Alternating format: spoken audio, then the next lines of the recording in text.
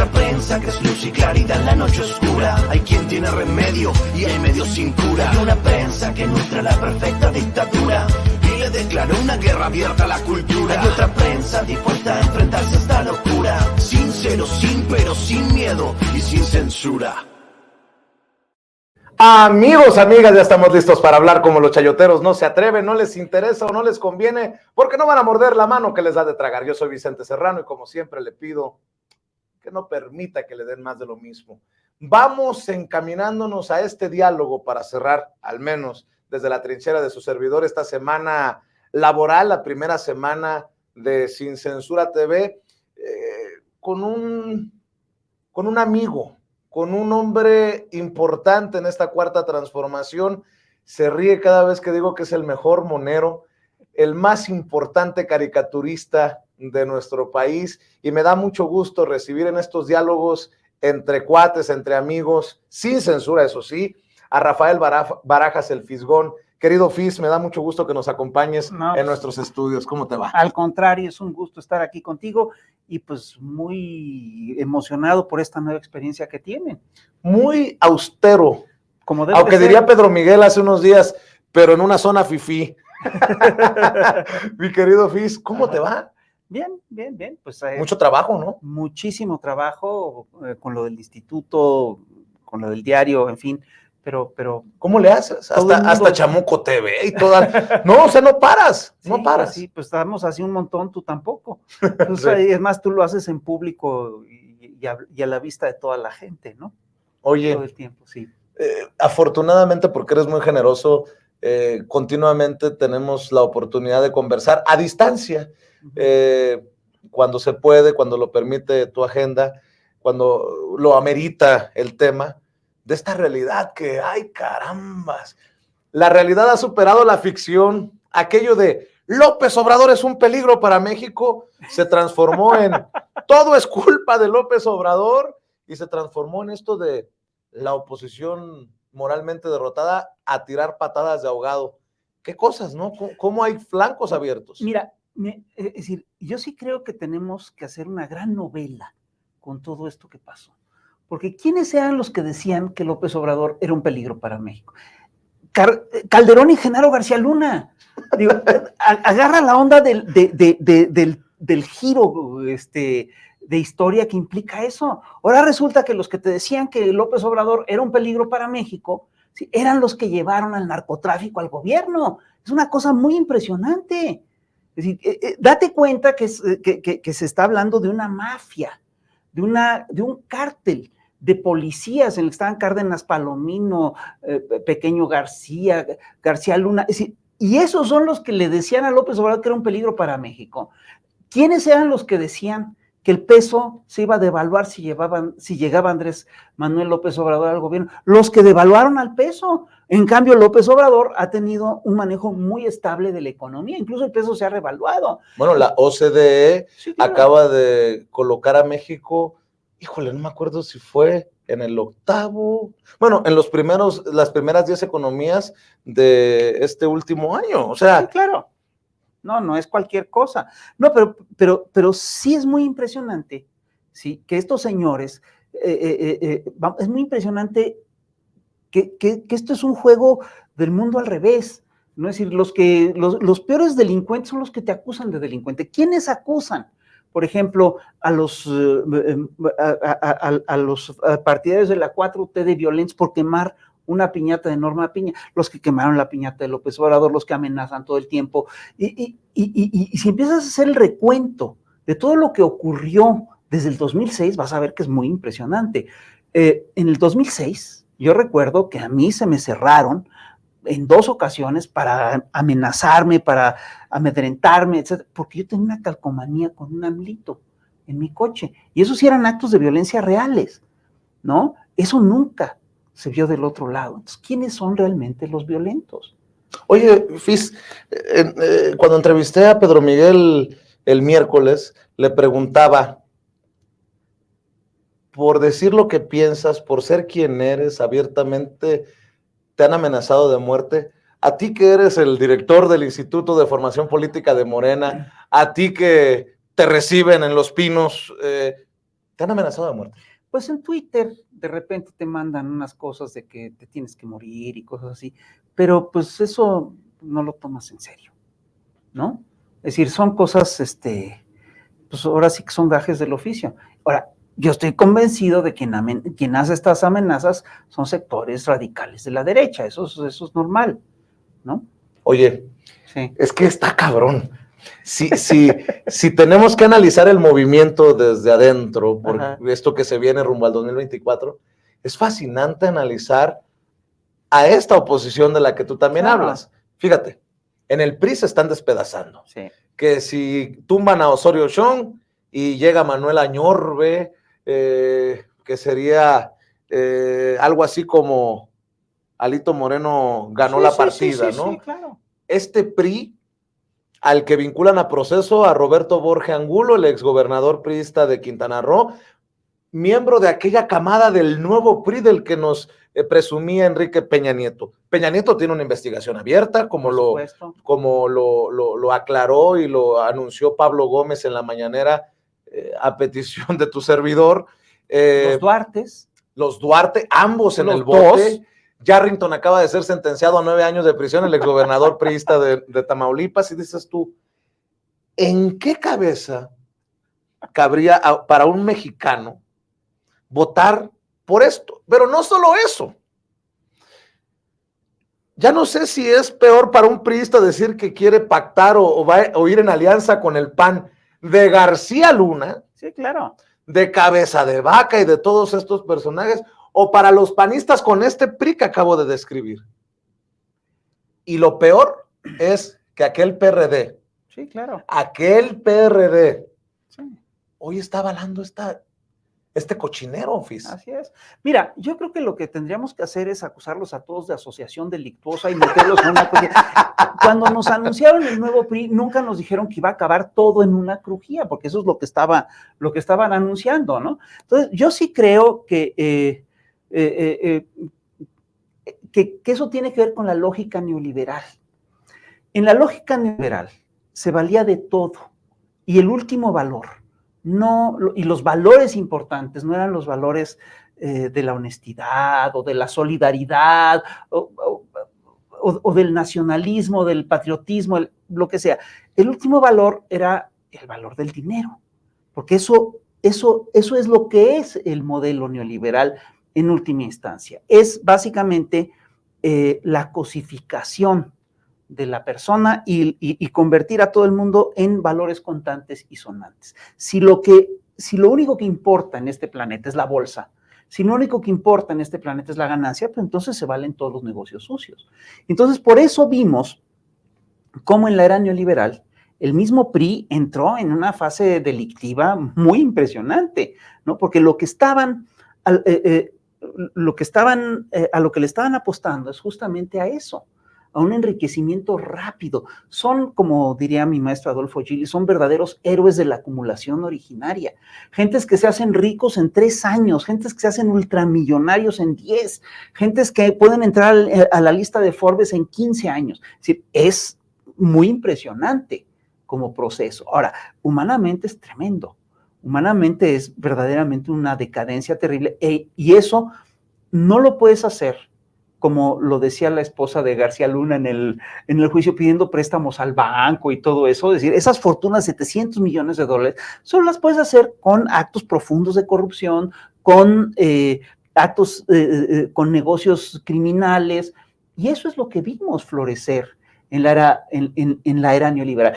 Yo te recuerdo que el PRI tuvo una época que fue mucho mejor que esta época, es decir, no puedes comparar al PRI de Lázaro Cárdenas con el PRI de Carlos Salinas, son universos totalmente distintos. Yo creo que el PRI efectivamente surge como un partido nacionalista, popular, nacionalista, revolucionario, y se va descomponiendo. Se va descomponiendo y, por supuesto, la llegada del proceso neoliberal los acabó de descomponer en serio. Ahí es donde entraron en la lógica de que todo se valía. Es decir, se va descomponiendo el PRI a medida de que se va sometiendo a las lógicas que le va implantando Estados Unidos, a medida que entren las dinámicas macartistas, a medida en la que entra en esta lógica de que no va a permitir que crezcan las izquierdas, cuando se alía con la extrema derecha, cosa que ocurre en tiempos de Díaz Ordaz, se va descomponiendo. Pero ya en la era neoliberal ya era una cosa de ladrones. Perdón que lo diga de esta manera, pero tú acabas de describir a García, enumera, García Luna, Cárdenas Palomino, Pequeño García, los Borges, los Duarte, es decir, perdón, son carne de presidio. Ahí había un problema muy serio de pérdida de valores profundos, ¿no? Y pues claro, eso tiene que ver, por supuesto, con el auge del modelo neoliberal, porque ese mismo fenómeno se dio en prácticamente todo el mundo. Y prueba de ello son los Panama Papers, prueba de ello son todas estos paraísos fiscales que te han ido documentando, que en toda América Latina, en Asia, en África, tenías un montón de gobiernos que estaban dedicados al saqueo y a la sobreexplotación de la gente, ¿no? Y ese es el mundo que tiene que acabar. Y ese es el mundo, además, lo que es increíble en este proceso es que ese universo se mantuvo vivo en gran medida porque construyeron un aparato de engaño muy eficaz, que son los grandes medios masivos de comunicación, que eran además un espléndido negocio, que estaba en manos de los más ricos de los más ricos, ¿no? ¿Quiénes son los grandes dueños de las grandes fortunas a nivel global? Pues aquí en México tienes, entre otros, a Azcárraga Jean, a Salinas Pliego, ¿no? Y en Estados Unidos está Turner. Es decir, es muy claro quiénes son los que llevan estos grandes negocios. Y todos, y uno de los grandes negocios de la era neoliberal fue, sin lugar a dudas, el negocio de los medios masivos de comunicación. De la mentira, de la tergiversación, por supuesto. De los silencios cómplices. Pues sí. Pero imagínate cuánto dinero se iba en eso. Tuvimos un atisbo de esto en el juicio de García Luna, cuando sale el tema de cuánto se le da al Universal, cuánto se le da arriba Palacio, ¿no? Son 25 millones de pesos al mes. Haz cuentas. ¿Cuántos son 25 millones de pesos en un año? 25 millones de pesos mensuales en un año, pues es una fortuna. Más de 10 millones de dólares. Pues sí. Es una barbaridad. Y eso es en un solo de los medios, en uno solo de los medios. Entonces, si estás hablando realmente de un proceso de deshumanización profunda, que además pone en riesgo al mismo planeta, porque lo que estamos viendo en todo el planeta, ¿sí?, es un saqueo brutal de las reservas, de los recursos, una deforestación impresionante que provoca migraciones, que provoca crisis ecológicas, que provoca problemas de agua. No hay un solo cuerpo de agua importante en México que no esté contaminado. Estamos al borde del cambio climático, estamos al borde de la extinción como humanidad. Entonces, si no cambiamos toda esa lógica, pues nos vamos a extinguir. Y fíjate qué feo, nos vamos a extinguir por canallas. Bueno, porque hay grupos de canallas que tienen las suficientes herramientas como para dominar al planeta. Entonces, lo que hay que hacer es cambiar ese. Fíjate, creo que queda claro de qué lado de la historia estoy, Sí, pero pues sí. Acabas de plantear algunas cosas que me han llevado a esas diferencias respetuosas que tengo con el presidente Andrés Manuel López Obrador. Uh-huh. Porque con todo esta sarta de corruptos que hemos mencionado, no necesariamente entiendo, pero no estoy de acuerdo que el presidente diga que no va a seguir insistiendo en el juicio a los expresidentes. Es más, para la consulta popular dijo, voy a votar en contra. Y esa ha sido congruentemente su posición, ¿no? Hasta estos días dice, pues no se logró vincular. Los resultados de la encuesta no fueron, los de la consulta no fueron los suficientes para hacer la vinculatoria. Pero algo que no he podido plantearle al presidente todavía es, presidente, En tiempos de la consulta no sabíamos lo que sabemos hoy de García Luna y de Calderón, o de la posibilidad de Calderón, por ejemplo. En tiempos de la consulta no sabíamos lo que nos vino aquí a decir Pablo Gómez por la insistencia de medios como Sin Censura de la investigación abierta y los dineros y las triangulaciones. Sí. Pero bueno, además, mi querido Fisgón, yo después de que regresé de Nueva York, le fui a plantear al presidente, ¿por qué no hacer un esfuerzo, un compromiso para que los medios relacionados con corrupción no reciban publicidad oficial? No, yo sé que se ha hecho un gran esfuerzo, se le dio un machetazo, ya no son los 60,000 millones de pesos que dio Peña Nieto a los medios, algunos de estos chayote disfrazado de publicidad oficial. Yo le planteaba al presidente, pues seguimos viendo a Televisa, a TV Azteca, claro, al tope de la lista. Televisa, los montajes, ¿no? Televisa acaba de pagar una multa por montajes precisamente para conseguir los contratos de la FIFA, sí, ahí en Nueva York. En fin, son diferencias respetuosas, pero creo que es saludable también hablar de esto, porque al final creo que hay muchas personas que sí quisieran, a pesar de que Andrés Manuel López Obrador dice, no voy a llevar a juicio a los expresidentes porque me van a acusar de perseguirlos. Pues yo sí creo que hay millones de mexicanos que quisieran sentir que se hace justicia con juicio a los expresidentes, pero con este poder judicial, como diría José José, lo dudo. Mira, yo creo que lo de la diferencia que puedes tener con Andrés no es de fondo, sino que seguramente tiene que ver mucho con estrategias de diversa índole. Lo sé, y me queda claro que el presidente es presidente porque es muchísimo más inteligente que tu servidor. Es un estratega, yo creo que es un estratega muy eficaz. O sea, hay cosas, yo estoy convencido de que Andrés tiene muy medido qué es lo que sí puede hacer y no se engancha en batallas que puede perder. Y es claro que uno de los, y me voy a ir por partes.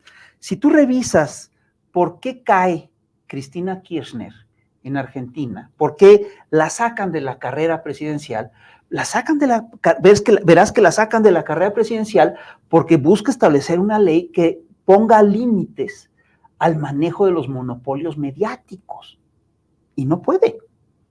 Y esos monopolios mediáticos son los que le hacen la guerra sucia, son los que le hacen el lawfare, son los que le hacen la campaña mediática.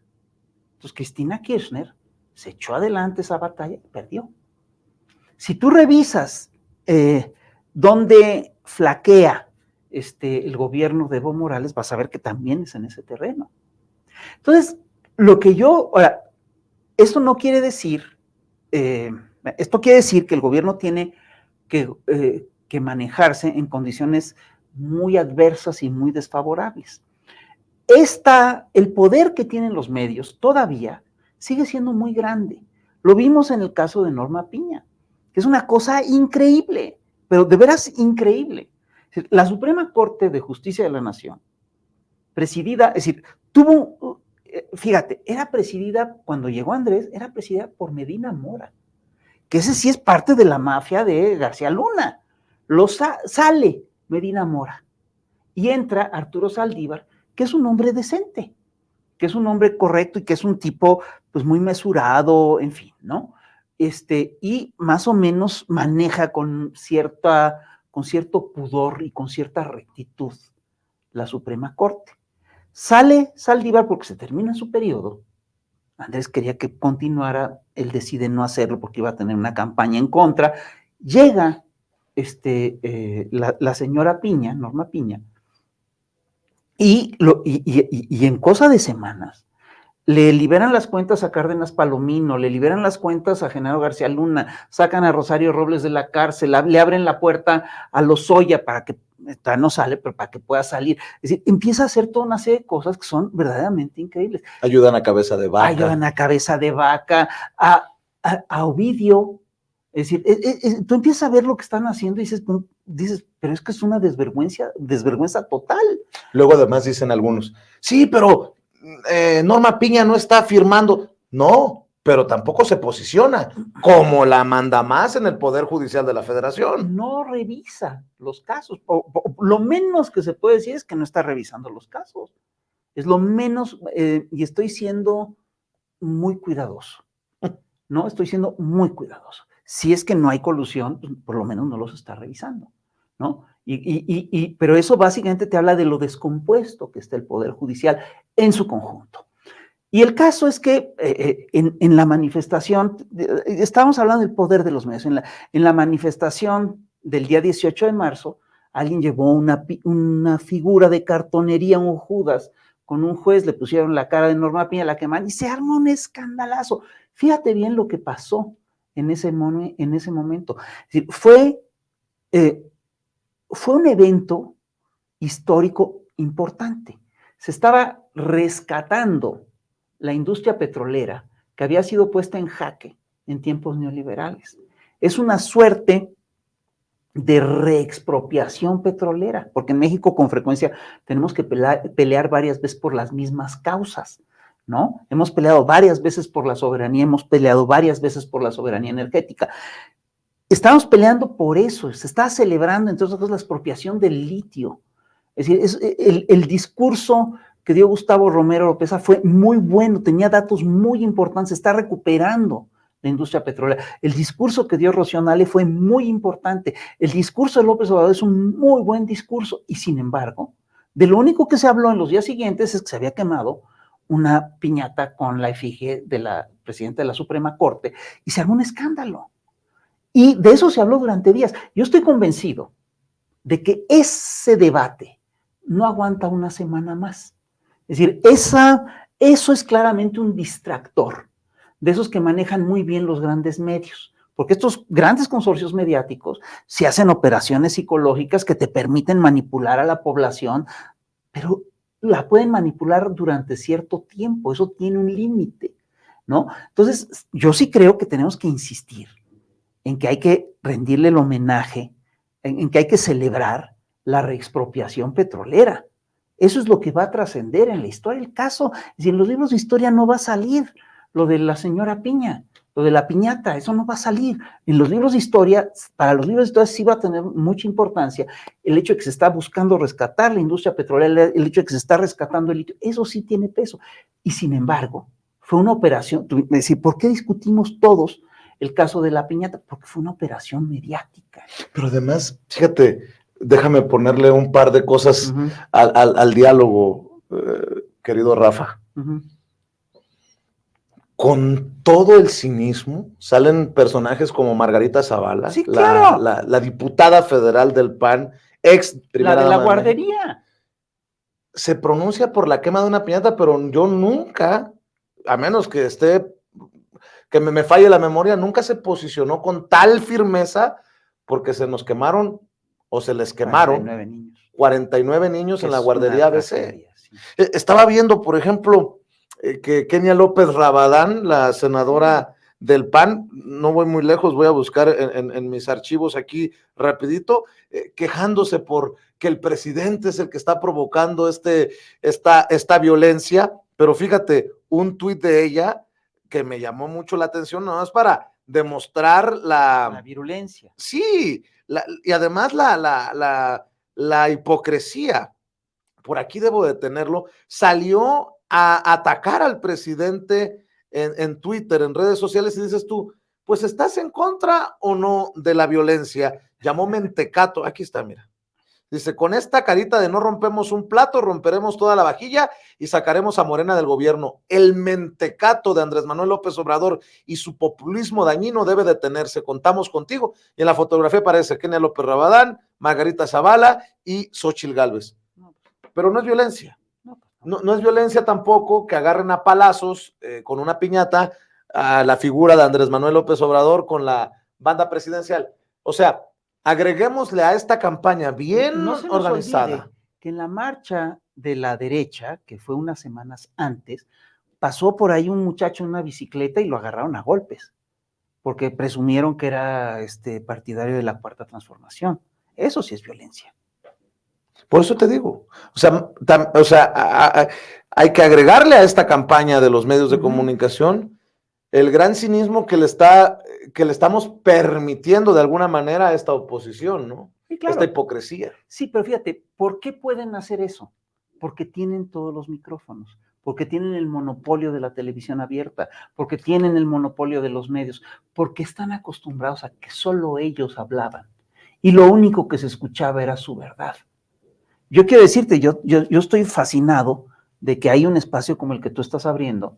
Es decir, a nosotros nunca nos invitaban a hablar en estos espacios. Es decir, si tú revisas quiénes eran los invitados a hablar en los programas de televisión abierta, es un número muy limitado de invitados el que tenían, ¿no? Aquí hay mucha más pluralidad, por supuesto, ¿no? Y esto es mucho más abierto. Pero nos falta mucho camino por recorrer. Muchísimo. Por ejemplo, en los medios públicos, en donde tienen el Chamuco TV, por ejemplo, sí. Hernández, Rapé y tú, que siempre se extraña Helguera, sí.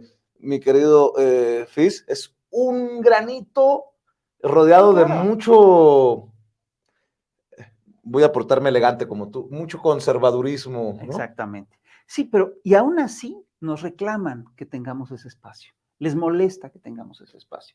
Si no hubiera triunfado la 4T, ustedes no tendrían ese espacio, cosa que no es cierta. Teníamos el espacio antes de que llegara la 4T. Lo teníamos, primero lo tuvimos en TV UNAM, después lo tuvimos en Canal 22 y en Canal 11.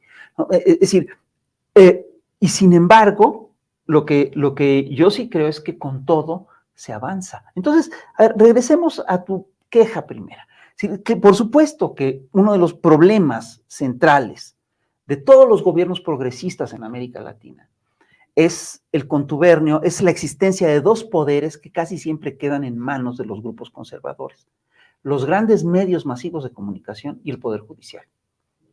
Y el hecho de que con estos dos elementos se ha articulado toda una estrategia que ha pretendido y que ha logrado a veces echar abajo los gobiernos progresistas. Es la estrategia de los golpes blandos. Esa estrategia está muy clara, ¿no? Y es lo que, y se ha acuñado incluso un término que es el de lawfare o guerra judicial, ¿sí? Que básicamente funciona con un contubernio entre acciones del Poder Judicial y acciones mediáticas, que no pueden funcionar las acciones del Poder Judicial sin el peso de los medios.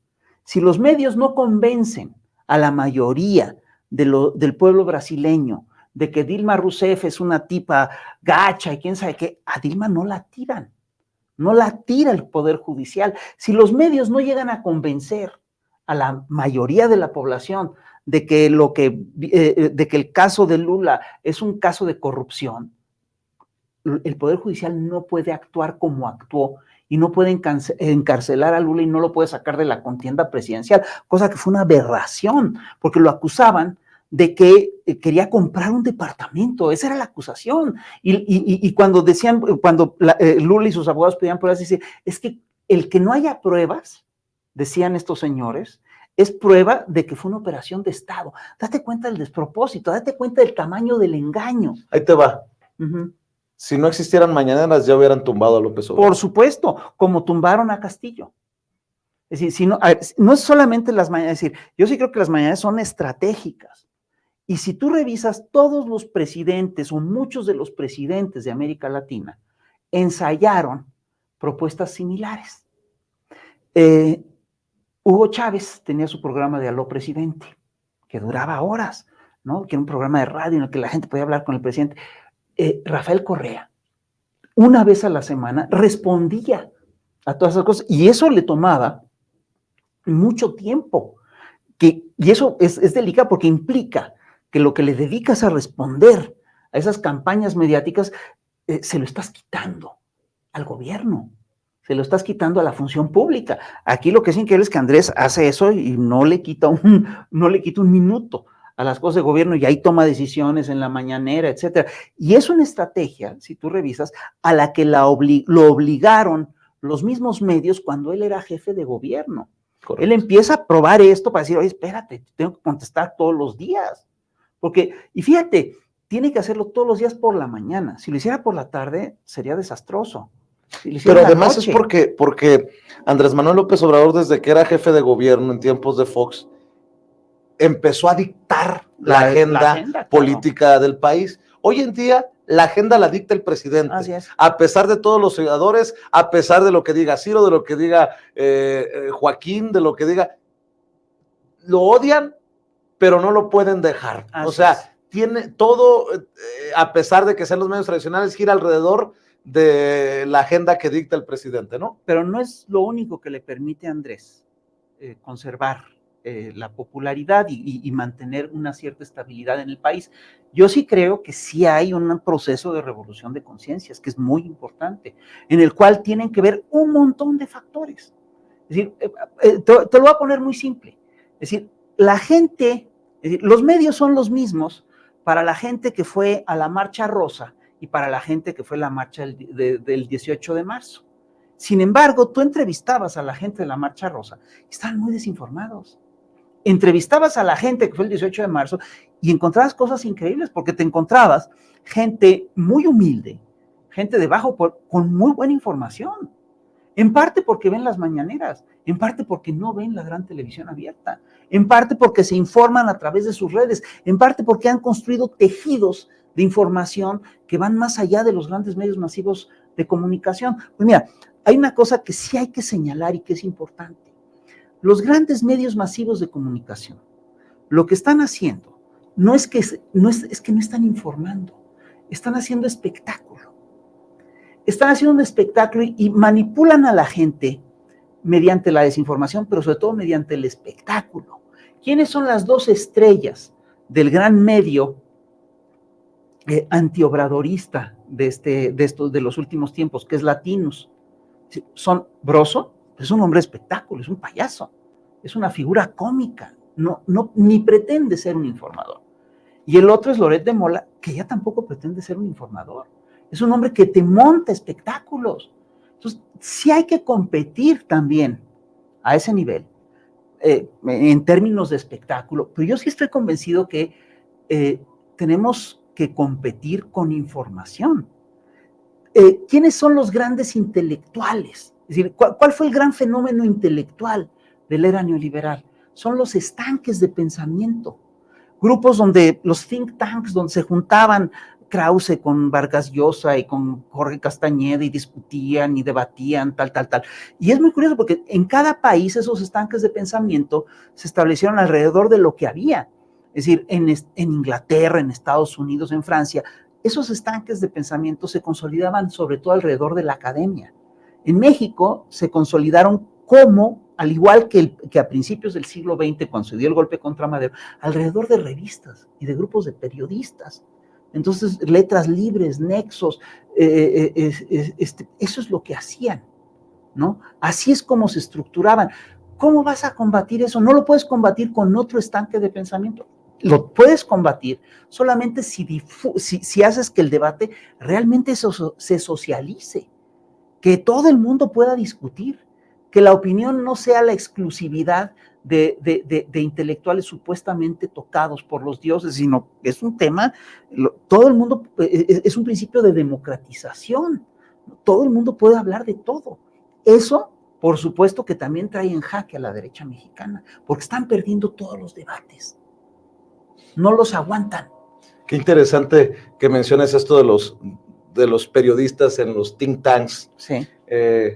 Se me viene a la mente esta campaña que creo que ha sido medianamente efectiva para esos medios tradicionales contra los medios independientes y alternativos, de que somos paleros, de que aquellos que nos hemos definido, ¿no?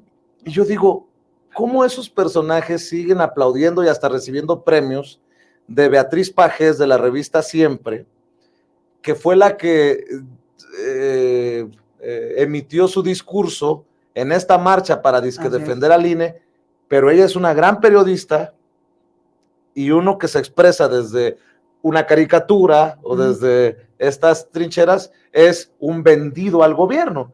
Bueno, pues pueden no estar gobernando en estos momentos esos, pero de algún lugar tiene que estar agarrada la revista siempre, Sí, claro. porque soy muy mal pensado, pues. Sí, mira, este debate, por supuesto que lo sufrimos todos, lo vivimos todos los que estamos trabajando en este momento, en los medios, en todos los medios. Y tiene que ver básicamente con visiones del mundo. Y si tú te fijas, lo que hacen es sobresimplificarlo todo. Estás con el gobierno, entonces eres un chayote. Oye, espérate, ya no hay chayote, ¿de qué estás hablando? El león piensa que todos son de su condición. Sí, claro. Además te dicen, es que debes de ser un chayote. Si ya no hay chayotes, y esa es la queja de los grandes medios.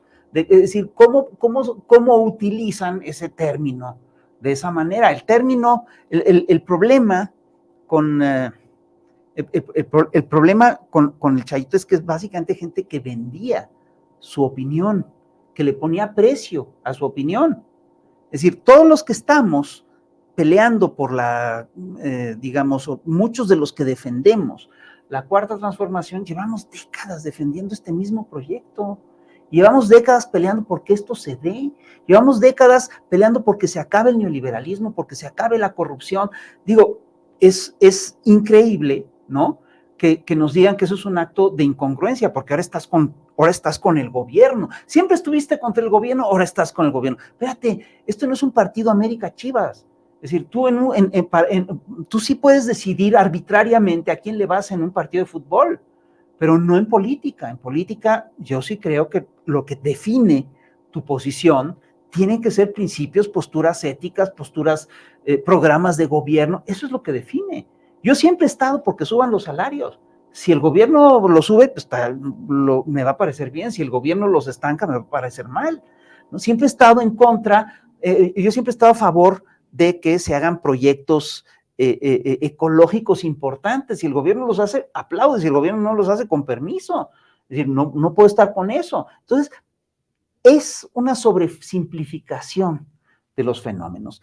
Y lo que te quieren plantear es un falso dilema. Es decir, ahora tú estás con el gobierno, por lo tanto eres un corrupto. Espérate, ¿por qué atacabas por qué no estabas tú contra el gobierno en su momento? ¿Por qué Héctor de Mauleón, de repente le entrevista a Julio Astillero y Héctor de Mauleón le pregunta a Julio Astillero, oye, ¿tú criticaste a Calderón en su tiempo? No, yo estaba haciendo otras cosas. ¿Qué estaba haciendo? Perdón, pero ¿qué estaba haciendo? Es decir, ahí sí, es decir, esto en realidad no es otra cosa más que un choque de proyectos. Son dos proyectos de nación que son totalmente contrapuestos y que están confrontados. Déjame hacer una aclaración para que no se preste a malas interpretaciones. Cuando digo que difiero respetuosamente del presidente en esto del juicio a los expresidentes, en esto de la publicidad oficial a ciertos medios que considero que son o que están relacionados a casos de corrupción, pues al final son mis opiniones, ¿eh? Y yo siempre les digo que no confíen en mí a ojos cerrados, ni en mí a ojos cerrados. Y al final, pues me queda claro que habrá otras cosas que no llegue a entender desde esta labor de llevar las riendas de un país. Pero además, como siempre les he dicho, mi labor también es provocar el debate de las ideas, y si eso genera un debate y genera una movilización de la gente de a pie, de la gente de abajo, pues creo que de alguna manera se ha cumplido con esto de también, porque es parte de la cuarta transformación, de que opinemos, de que se debata, de que se opine, y ojalá que la audiencia de Sin Censura también le vaya perdiendo el miedo a presentarse con nombre y apellido y con su rostro para expresar una opinión. Y menciono esto, Rafa, porque ¿cómo te entiendes tú en medio de todo esto? Eres un caricaturista, eres un monero, y eres, desde mi perspectiva, y no es cebollazo, no porque te estime, no porque te respete, una pieza fundamental de la revolución de las conciencias. Tú eres el líder del Instituto de Formación Política de Morena. Mucho de lo que se venga en cuadros, en desarrollo político, será en gran medida de lo que están haciendo en el instituto. ¿Cómo te entiendes tú en este proceso que seguirá después de López Obrador? Pues tiene Él que mismo seguir. lo ha propuesto así. Tiene que seguir. Mira, yo no creo que sea yo una pieza fundamental. Yo creo que es un proceso generalizado. Lo que es muy interesante es que se masificó el debate. Eso es lo que es nuevo en todo este proceso. Ahora todo el mundo debate. Es decir, durante décadas, tú veías que en las grandes revistas de intelectuales, en los grandes medios, aparecían 4 o 5 nombres, o 10 o 15, no más. Ahora tú te encuentras con un montón de gente que opina y que plantea cosas. Y es gente nueva, es gente fresca. Es gente ¿También hay relevo generacional abajo? Por supuesto que hay relevo generacional abajo, por supuesto. Y es muy importante y viene gente muy interesante, ¿no? Que obviamente se tiene que curtir y se tiene que pelear y tiene que aprender a debatir y le tiene que perder el miedo a los micrófonos y le tiene que perder el miedo a presentarse aquí contigo. Pero por supuesto que existe ese relevo generacional. Entonces, yo lo que sí veo es que es un movimiento vivo y es un movimiento activo y eso es muy difícil que lo puedas combatir, ¿no? El sector de la derecha neoliberal en México, eso todavía no lo entiende. Todavía no entiende ni siquiera lo que está pasando. Es muy impresionante. Lo ves claramente, por ejemplo, cuando Gustavo de Hoyos Walter se destapa, entonces ese señor no sabe dónde está parado, ¿no? Y quiere hablar como el Cachas y diciendo, ya estoy hasta la madre. Perdón, el tipo no entiende a quién se está dirigiendo, no entiende en qué país está, no entiende lo que está pasando, no entiende el momento histórico. Y tú te encuentras con un montón de gente en la calle que sí que lo entiende, ¿no? Eso es muy distinto. Entonces, tú dices, bueno, sin lugar a dudas el tema de la revolución de las conciencias es crucial, sin lugar a dudas. No se hubiera llegado a esto, no se hubiera dado el triunfo de López Obrador en el 2018 sin un proceso de revolución profundo de conciencias, sin un sector de opinión que de repente dijo, bueno, vamos a aguantar aquí, vamos a estructurar, vamos a esperar acá, vamos a ver cómo resolvemos esto, tal. Date cuenta de lo que implica históricamente el hecho de que la gente sufrió décadas de injusticia, ¿sí? Y que decidió no rebelarse por la vía violenta, que decidió disciplinadamente hacerlo por la vía democrática, por la vía electoral. Es una vía que los neoliberales tenían perfectamente controlada. Esa vía era la única vía que te dejaban, pero era la única que era posible para ellos. Derrotarlos en ese terreno implicó un esfuerzo de revolución de conciencias muy importante. La izquierda no tenía la costumbre de actuar para las urnas. Fue una cosa que ganamos. Y fíjate, se arma, es decir, se da el fraude del 1988 en el que bajan a Cárdenas, que yo estoy convencido de que ganó por buen margen, y te ponen a Salinas, ¿sí? Y después, y se funde el PRD y te lo corrompen. Porque lo que hicieron con el PRD fue muy claro, lo infiltraron, lo corrompieron, lo compraron, lo cooptaron. Entonces, es decir, ellos estaban convencidos de que tenían controlada esa vía. Estaban convencidos. Ahí te va una pregunta fuerte. ¿Cómo hacer para que no se corrompa Morena? Bueno, justamente lo primero que tenemos que hacer es rescatar los principios básicos, los principios fundamentales. El humanismo, no mentir. Bueno, no es nada más no mentir, no robar y no traicionar. El humanismo mexicano. Sí, claro, sino entender que, que tenemos tenemos que entender que lo que está en juego es demasiado importante como para echarlo a perder por unos centavos. Está en juego el futuro del país y un poco el futuro de los movimientos progresistas de América Latina. Y también la salvación, digamos, la lucha contra el neoliberalismo a nivel global. Es muy importante. Entonces, lo que se tiene que hacer es revisar constantemente. Es decir, esto no lo puedes mantener si no mantienes un espíritu crítico que está siempre activo y siempre revisando lo que estás haciendo. Y fíjate, hay algo que sí hemos aprendido en este país. México es uno de los países que más revoluciones ha hecho en la historia de la humanidad. Así de simple. Una de las cosas extraordinarias de este movimiento es que aprendió. de sus anteriores revoluciones. Entre otras cosas, aprendimos que una revolución violenta no te garantiza un cambio profundo. Lo que te garantiza un cambio profundo es justamente un cambio de conciencia. Entonces, lo que tenemos que hacer es profundizar ese cambio de conciencia, debatir todo el tiempo, revisarnos todo el tiempo. Esto es algo que se tiene que hacer. Esto no lo hizo la Revolución Mexicana. Fíjate bien, esto no lo hizo ni siquiera la Revolución Juarista. Es decir, Porfirio Díaz se anquilosa se anquilosa muy pronto. Es decir, en la Revolución Mexicana se establecen como toda una serie de cánones. Es decir, y esto es algo que sí estamos haciendo ahora. Estamos revisando, estamos debatiendo todo el tiempo. Y es lo único que nos puede permitir salir adelante. Tú eres director del Instituto Nacional de Formación Política de Morena. Y no voy a poder dormir a gusto esta noche porque sí me causa mucha angustia toda esta historia, por supuesto. Fíjate que seguro que tú has de estar precisamente dándole vueltas a cómo evitar que abajo se terminen despedazando. Claro. Que si es Claudia, que si es Ebrard, que si es Adán Augusto, que si Monreal debe de ser expulsado de Morena. Pero también hay otro fenómeno que me llama mucho la atención rumbo al 2024. Yo soy obradorista, no soy morenista. Y yo digo, pues, ¿y cuál es vas a tener que definir pues sí, qué carambas, ¿no? En el 2024.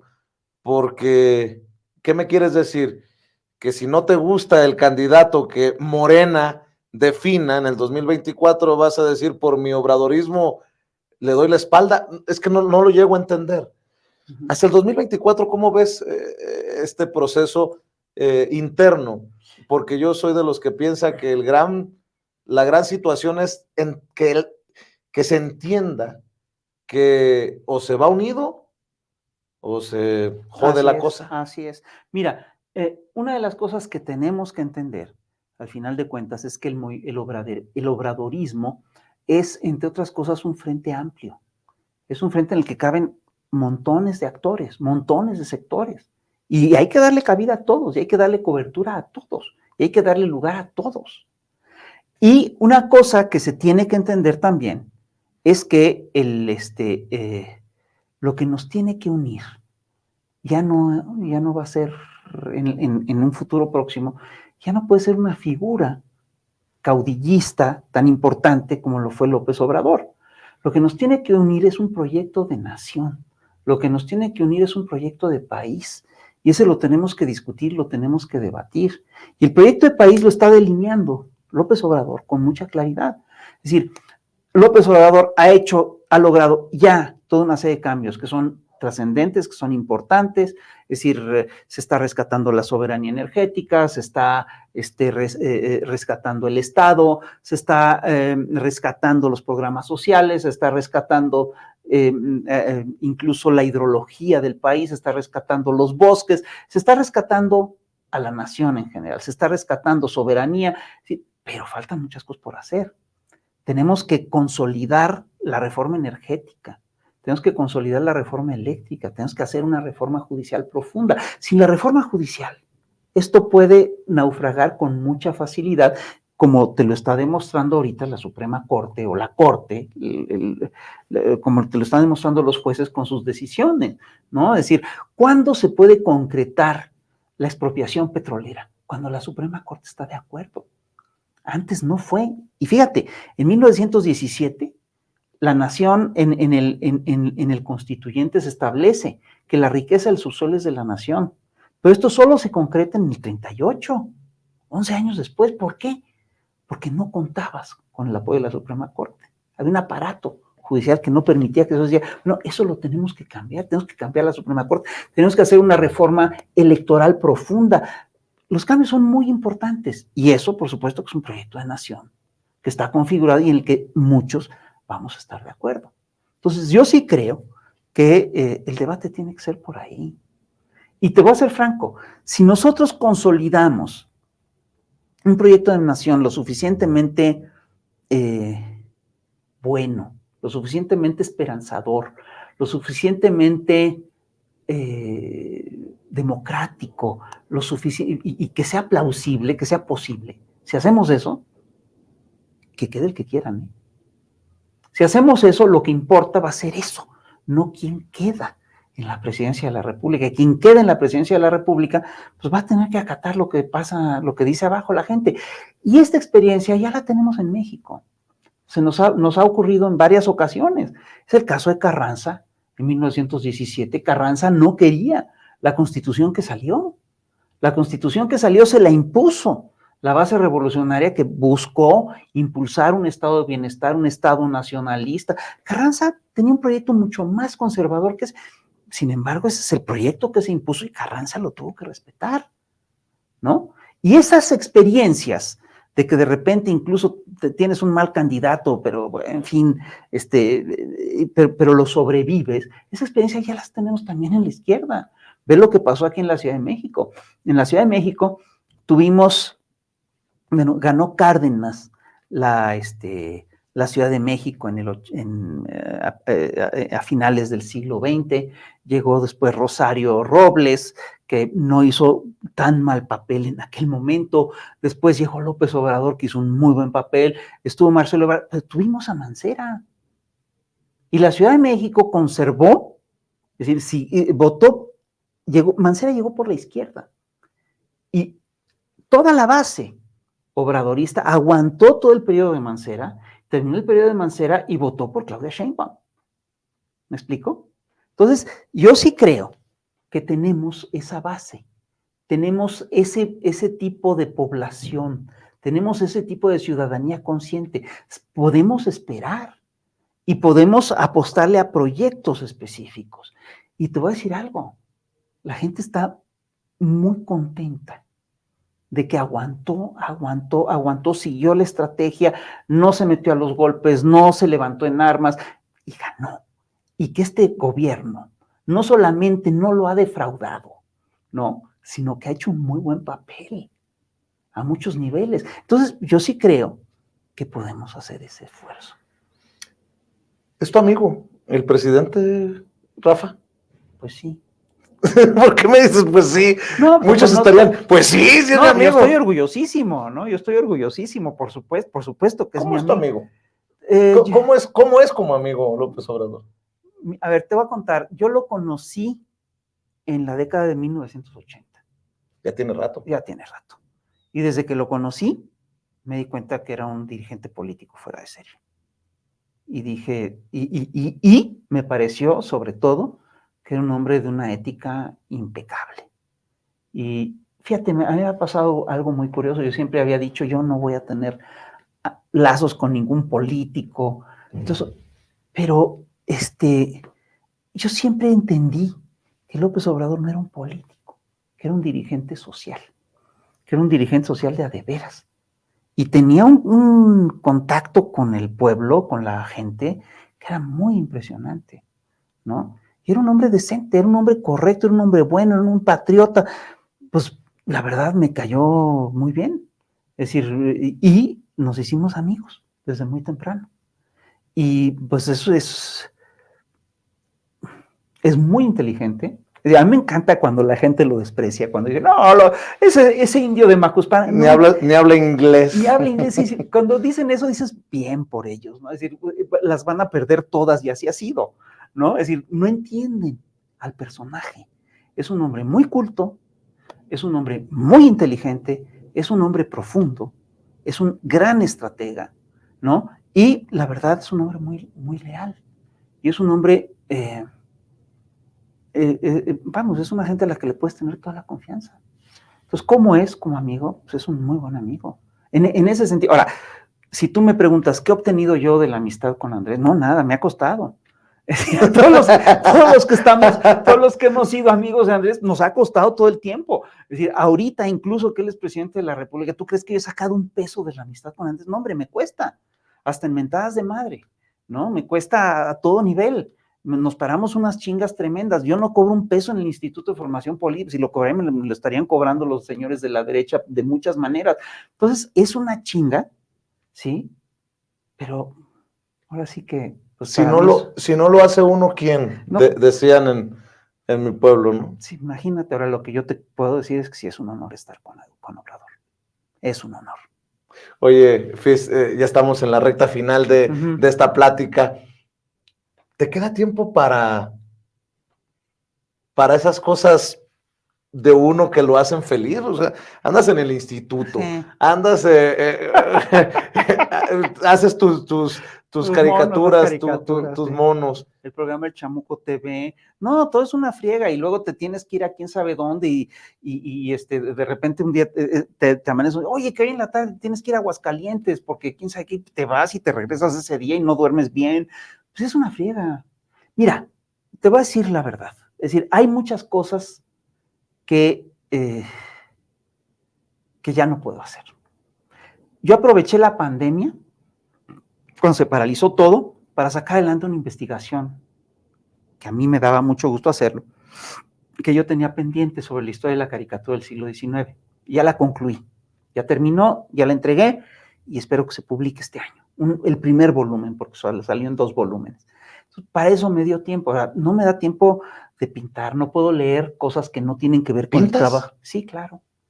No me da tiempo de pintar, no me da tiempo para leer novelas, es decir, todo lo que leo tiene que ver con las cosas que tengo que hacer, ¿no? Tengo que dar una plática sobre quién sabe qué, tengo que trabajar. Entonces, sí leo mucho, pero leo mucho de ese tipo de cosas. Te quiero decir esto, sí ha sido una friega que gane Andrés para mí, ¿no? Porque ha sido una madriza pareja. Es decir, duermo menos, trabajo más, trabajo el doble, gano menos, mucho menos que lo que ganaba. Pero no es queja. No, espérate. Espérate.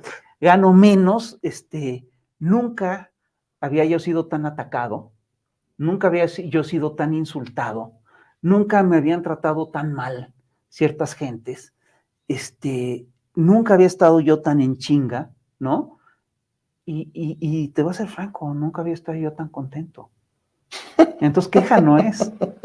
Nunca había estado, no, porque sentimos muchos de los que estamos haciendo lo que tenemos que hacer. Que no le estamos quedando mal a lo que queríamos hacer con el país, ¿no? No voy a salir más rico de esta historia, pero ni de chiste. Voy a salir con muchos enemigos que no hubiera tenido si no me hubiera yo metido al instituto. Te acusan de todo y que eres desde palero, todo ese rollo, te peleas con tus amigos porque, es decir, hubiera tenido yo una vida mucho más plácida y mucho más agradable. Pero yo creo que lo que estamos haciendo es simplemente lo correcto. La gran satisfacción, lo que yo me llevo, lo que me hace realmente feliz, es que creo que estoy haciendo lo que hay que hacer. Y te voy a decir algo, el instituto sí está funcionando. La gente sí está debatiendo y sí estamos teniendo debates interesantísimos, se está socializando el debate. El instituto se multiplicó por 10 o por 100 en fechas recientes. Le estamos dando formación a más de 14,000 gentes de golpe. Está muy bien, está padrísimo lo que estamos haciendo. Pues con la pena. Sí, oye, estoy muy contento. Oye, Fis, déjame preguntarte antes de cerrar. ¿En qué momento terminaste como caricaturista? ¿Es la pasión de toda tu vida? ¿Por qué acabé siendo caricaturista? Ajá. Sí, mira, yo creo que yo empecé a hacer caricatura. ¿Cómo te convertiste? Perdón, por culpa de Ríos. Perdón, a Rapé, a Hernández. No. ¿Cómo te convertiste en el mejor caricaturista de México? Son mucho mejores Helio, José Hernández, Rapé. Maestro Helio. Es decir, hay muy buena escuela de caricatura. Yo formo parte de esa escuela, si quieres. Pero hay muy buena escuela de caricatura en México. Y hay caricaturistas muy buenos a mucho nivel. Yo me metí a esto por culpa de Ríos y por culpa de Naranjo y por culpa de Helio, porque decían lo que pasaba en el país y les creías y eran modelos a seguir. Por eso me metí a hacer caricatura política. ¿Cuántos años tienes ya de caricaturista? Pues échale cuentas, empecé en el 80 espérame, No, perdón. Mi primera caricatura creo que la publiqué en 1979. Bolas. Mi primera historieta la publiqué en el 1+1 en 1979. No, ya llovió. Yo quiero agradecerte porque eres siempre muy generoso. No, hombre, si te ha conseguido andar muchos enemigos, espero que nos apuntes en la otra lista. No, la otra parte es fantástica. La cantidad de gente, la cantidad de amigos nuevos que hemos hecho es enorme. Es una lista inmensa y además son miles. Eso no lo cambias por nada. Yo te agradezco mucho por esa generosidad, porque si no fuera a las pláticas que hemos tenido vía telefónica, para el intercambio de ideas, tal vez Sin Censura no estuviera avanzando. Sí, siempre has sido muy generoso, no, hombre, Rafa. Tú con nosotros y te lo agradecemos mucho. Y lo que se viene, digo, no voy a decir gran cosa, pero creo que lo que se viene va a hacer enojar a muchos más que no te habían declarado la guerra. Bueno, ni modo. Mi querido Rafa, ya está todo cantado. Ya está todo cantado. Te agradezco mucho, que vengan más éxitos, tu pluma, tu convicción, pero sobre todo tu voz es necesaria. Ya no digo para los más jóvenes y me acomodo ahí, pero sí los más jóvenes sé que están al pendiente de tus pláticas, de tus clases. Y somos un montón en el instituto, un montón. Venga. Padrísimos. Venga, y que continúen los éxitos también con la caricatura, siempre importante,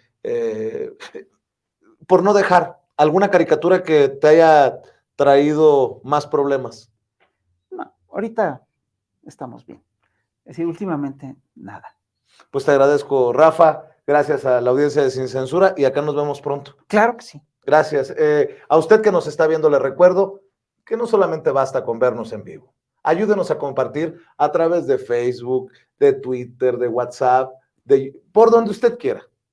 A través de nuestros canales en YouTube, Sin Censura TV, Sin Censura Media y Sin Censura Presenta, encontrará esta plática con Rafael Barajas el Fisgón en diferentes segmentos, desmenuzadita para usted, porque muchos, y lo entiendo, podrán no tener una hora para sentarse a ver Sin Censura, pero ahí va a encontrar las declaraciones más importantes, las anécdotas y mucho más. Muchas gracias por apoyarnos, pero sobre todo por aguantarnos. Yo soy Vicente Serrano y a nombre de las personas que usted no ve, no escucha, pero que hacen posible esto que se llama Sin Censura TV, muchas gracias y buenas noches.